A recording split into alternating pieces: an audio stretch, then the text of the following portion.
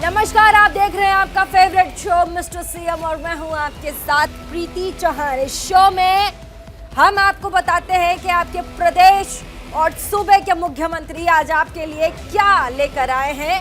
आपके सूबे के मुख्यमंत्री आपके लिए क्या कुछ कर रहे हैं, आपके दरवाजे तक कौन सी स्कीम लेकर आ रहे हैं। और इसीलिए इस शो को दिखाने का हमारा मकसद है ताकि इस प्रोग्राम के जरिए हम आपको बता सकें कि आपके मुख्यमंत्री आपके लिए क्या कुछ कर रहे हैं। तो शो को स्टार्ट करने से पहले हम आपको बता दें कि आज चुनाव हुए विधानसभा गुजरात में, काफ़ी गहमा गहमी रही और दिन भर काफ़ी कार्यक्रम चले और ऐसे में इन कार्यक्रमों में आपके प्रदेश के मुख्यमंत्री ने हिस्सा लिया। क्या क्या वो सब हम आपको इस शो के जरिए बताएंगे। आज देश भर के मुख्यमंत्रियों की क्या क्या गतिविधियां रही, जनता प्रदेश के विकास के लिए क्या क्या अहम कदम उठाए गए, जिनका आपसे सीधा सरोकार रहा। आज के शो की शुरुआत गुजरात से करेंगे। प्रधानमंत्री नरेंद्र मोदी ने मतदान केंद्र पर पहुंचकर अपना वोट कास्ट किया।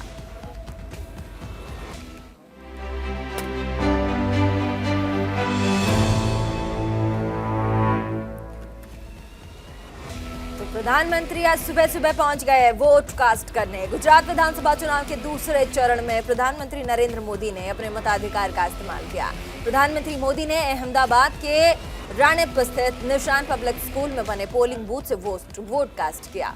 वोट डालने पहुंचे प्रधानमंत्री मोदी आम वोटरों की तरह लाइन में लगकर वोट डालते नजर आए। इस दौरान प्रधानमंत्री नरेंद्र मोदी पोलिंग स्टेशन तक पैदल चलकर पहुंचे। प्रधानमंत्री नरेंद्र मोदी जब वोट डालने के लिए बूथ पर पहुंचे तो वहां मौजूद लोगों ने गर्मजोशी से अपने नेता का स्वागत किया, जिस पर नरेंद्र मोदी ने भी हाथ जोड़कर तमाम लोगों का अभिवादन किया। इस दौरान प्रधानमंत्री मोदी साधारण वोटर की तरह वॉक करते नजर आए। पोलिंग बूथ तक प्रधानमंत्री पहुंचे। नरेंद्र मोदी ने वोटिंग के दौरान किसी तरह का विशेष प्रोटोकॉल नहीं रखा, आम लोगों की तरह लाइन में लगे, साथ ही वोट किया। इसी बीच सभी की निगाहें नरेंद्र मोदी पर टिकी रही। हम आपको बता दें कि तीसरा मौका था जब प्रधानमंत्री इस बूथ पर वोट डालने पहुंचे। इससे पहले साल 2017 और साल 2019 के चुनाव में नरेंद्र मोदी ने निशान पब्लिक स्कूल के इसी पोलिंग बूथ से वोट डाला था। गुजरात विधानसभा चुनाव के दूसरे चरण में 14 जिलों के 93 सीटों पर वोट डाले गए। इसमें से कुल 833 उम्मीदवारों की किस्मत दांव पर है। प्रधानमंत्री मोदी ने ट्वीट करके वोटर्स से मतदान करने की अपील की। ગુજરાતના મતદારોનો પણ હૃદયથી ખૂબ ખૂબ આભાર માનું છું કે એમણે આ લોકતંત્રના ઉત્સવને આન બાન શાન સાથે ઉજવ્યો। ખૂબ ઉત્તમ પ્રકારે ચર્ચાઓ કરી। ગુજરાતની જનતામાં નીર ક્ષીર વિવેક છે, એ સાંભળે બધાનું અને જે સત્ય છે તેને સ્વીકારવાનો ગુજરાતનો સ્વભાવ છે અને સ્વભાવના અનુસાર આજે ભારી માત્રામાં બધા મતદાન પણ કરી રહ્યા છે। હું ગુજરાતના મતદાતાઓનો પણ હૃદયથી ખૂબ ખૂબ આભાર માનું છું। तो अहमदाबाद में वोट कास्ट करने के बाद यानी कि वोट डालने के बाद प्रधानमंत्री सीधे दिल्ली के लिए रवाना हुए। दिल्ली में भाजपा मुख्यालय में आयोजित कार्यक्रम 2 दिवसीय बीजेपी राष्ट्रीय पदाधिकारियों की बैठक में शामिल हुए। उनके साथ ही पार्टी अध्यक्ष जेपी नड्डा भी उपस्थित रहे। इस 2 दिवसीय मीटिंग में भाजपा आगामी राज्यों में होने वाले विधानसभा चुनाव की रणनीति पर मंथन करेगी। इसी के साथ बूथ को मजबूत करने पर जोर दिया जाएगा। तमाम बड़े विषय होंगे जिन पर 2 दिनों की ये बैठक रखी गई है। इस मीटिंग के बारे में जानकारी देते हुए छत्तीसगढ़ के पूर्व मुख्यमंत्री और राष्ट्रीय उपाध्यक्ष डॉक्टर रमन सिंह ने बताया कि मीटिंग के उद्घाटन के बाद प्रधानमंत्री ने राष्ट्रीय पदाधिकारियों को संबोधित किया। अपने संबोधन में प्रधानमंत्री नरेंद्र मोदी ने बताया कि आज देश कैसे विश्व पटल पर आर्थिक शक्ति के तौर पर उभरा है। प्रधानमंत्री मोदी ने G20 पर बोलते हुए कहा कि हर भारतीय के लिए गर्व का विषय है। प्रधानमंत्री ने पार्टी नेतृत्व से अपील करके कहा कि पार्टी को इससे संबंधित कार्यक्रम चलाने चाहिए, साथ ही देश का हर एक नागरिक इससे जुड़े भारत की श्रेष्ठ संस्कृति से संबंधित सुझाव भी साझा करे। इस दौरान एक भारत श्रेष्ठ भारत पर भी चर्चा की गई।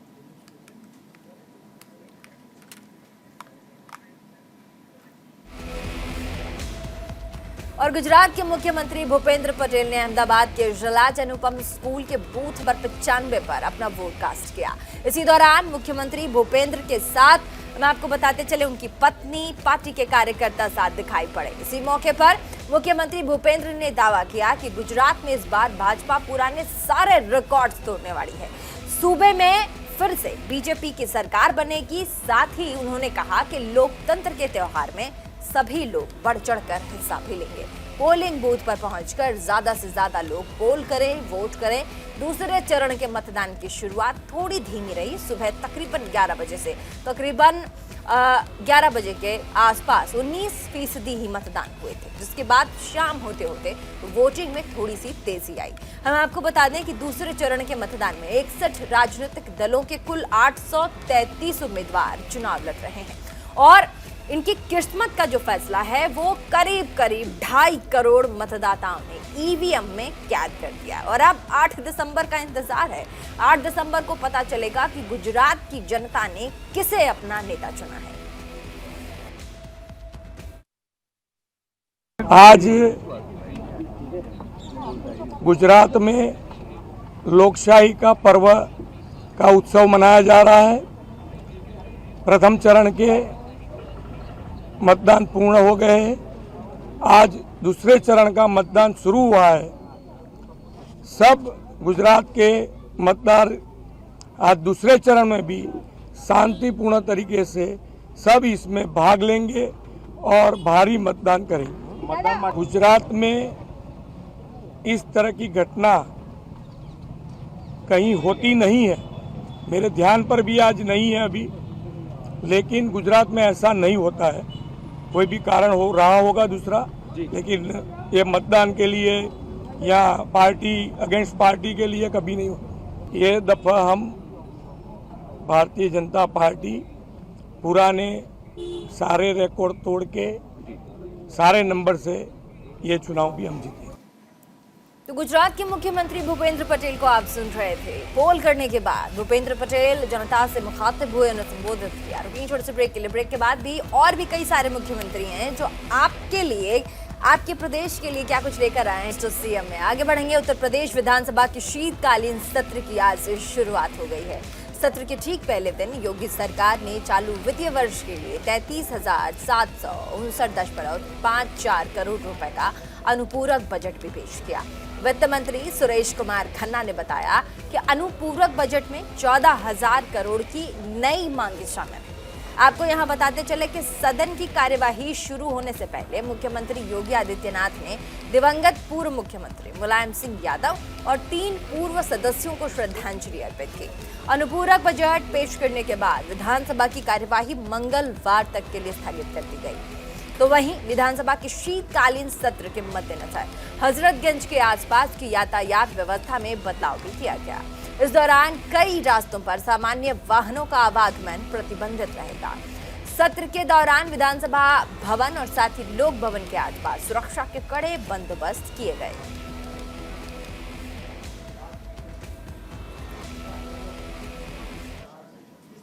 वे सक्रिय राजनीति में आए।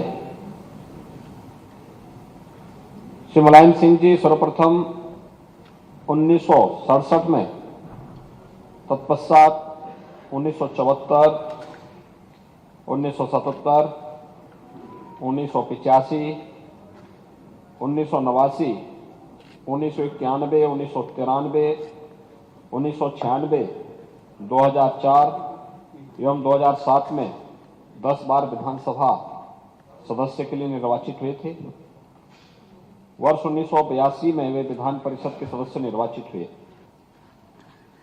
वे श्री राम नरेश यादव मंत्रिमंडल एवं श्री बनारसी दास मंत्रिमंडल में मंत्री तथा विधानसभा एवं विधान परिषद में नेता विरोधी दल के रूप में के पद पर भी रहे।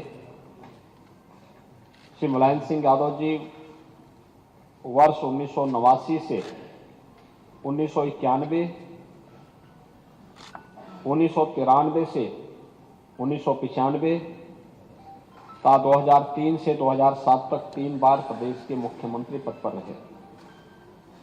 वे वर्ष 1996, 1998, 1999, 2004, 2009, 2014 तथा वर्ष 2019 में लोकसभा के सदस्य भी निर्वाचित हुए।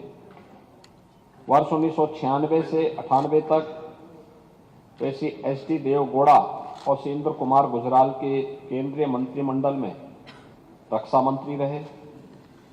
रक्षा मंत्री के रूप में उन्होंने सेना की पूर्व की व्यवस्था में परिवर्तन करने और शहीद सैनिकों के पार्थिव शरीर को उनके घरों तक पहुंचाने का निर्णय भी लिया था। वे संसद की पेट्रोलियम और प्राकृतिक गैस संबंधी स्थायी समिति, ऊर्जा संबंधी स्थायी समिति के सभापति तथा लोकसभा की विभिन्न महत्वपूर्ण संसदीय समितियों के सदस्य, लोकसभा में नेता, समाजवादी संसदीय दल भी रहे थे। श्री मुलायम सिंह यादव जी विधानसभा की विभिन्न महत्वपूर्ण समितियों के सदस्य, उत्तर प्रदेश लोकदल, उत्तर प्रदेश लोकदल व उत्तर प्रदेश जनता दल के अध्यक्ष रहे। 1992 में उन्होंने समाजवादी पार्टी की स्थापना की।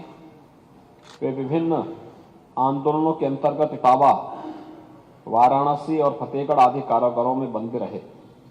वे कई शिक्षण संस्थानों की प्रबंध समिति के सदस्य, प्रबंधक तथा अध्यक्ष भी रहे। श्री मुलायम सिंह यादव जी के निधन से भारतीय राजनीति के एक संघर्षशील युग का अंत हो गया।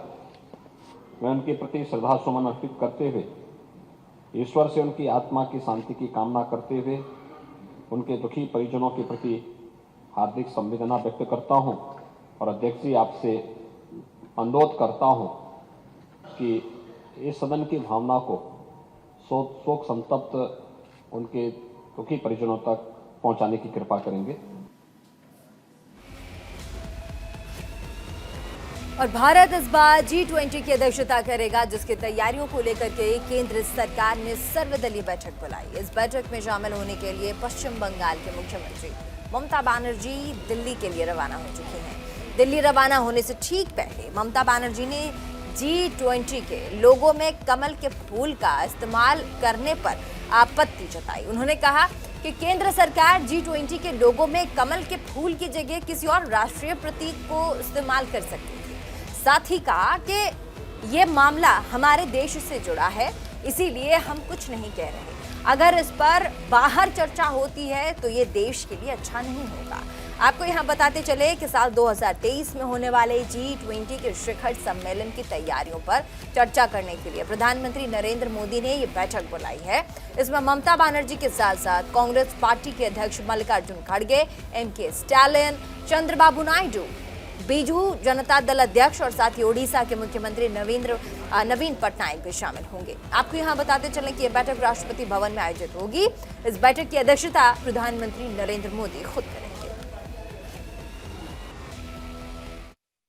पहले भी यूज किया वो लोगों, मैंने देखा पहले G20 में जब देश का बात होता है तब हम लोग कुछ नहीं बोलता है, इसी के लिए कि अगर ये बाहर में जाए न्यूज तो देश के लिए अच्छा नहीं लगेगा।